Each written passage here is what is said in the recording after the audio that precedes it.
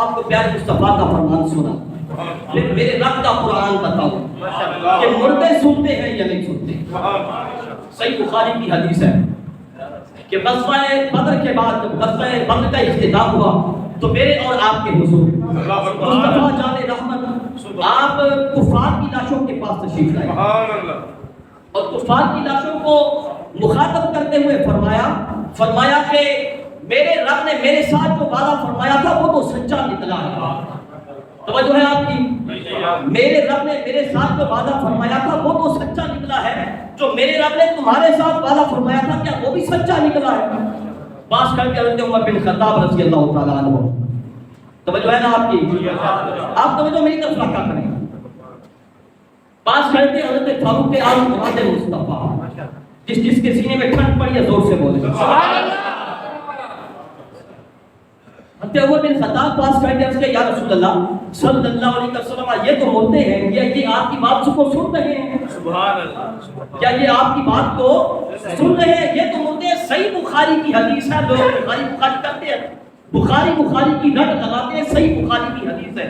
حضرت عمر بن خطاب نے عرض کیا یا رسول اللہ صلی اللہ علیہ وسلم یہ تو مردے ہیں، کفار کے بارے میں فرمایا کہ یہ آپ کی بات کو سنتے ہیں۔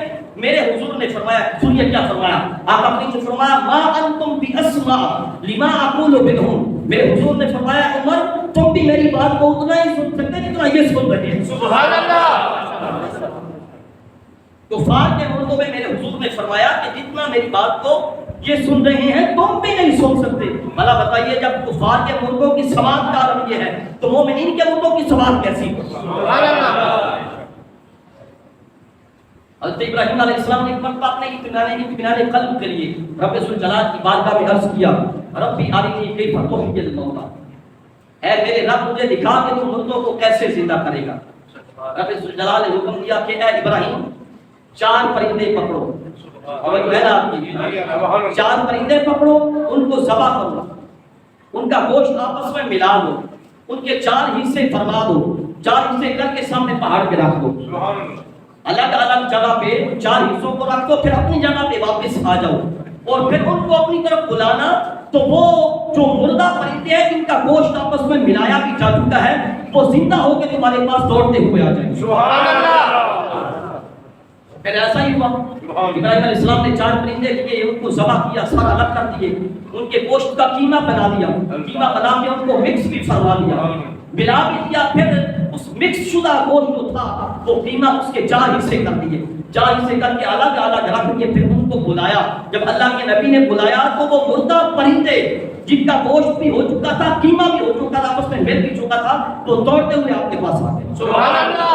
نعرہ تکبیر، نعرہ رسالت، نعرہ تحقیق، نعرہ حیدری، تاجدار ختم نبوت، زندہ باد، زندہ باد، تاجدار ختم نبوت، زندہ باد، زندہ باد۔ رب ذوالجلال نے مردوں کو پکارنے کے لیے کہا، ابراہیم علیہ السلام کو فرمایا کہ مردوں کو پکارو، رب نے حکم فرمایا۔ اس سے پتہ یہ چلا کہ مردے سنتے ہیں، مردوں کو جب پکارا جائے، مردے کیا ہیں؟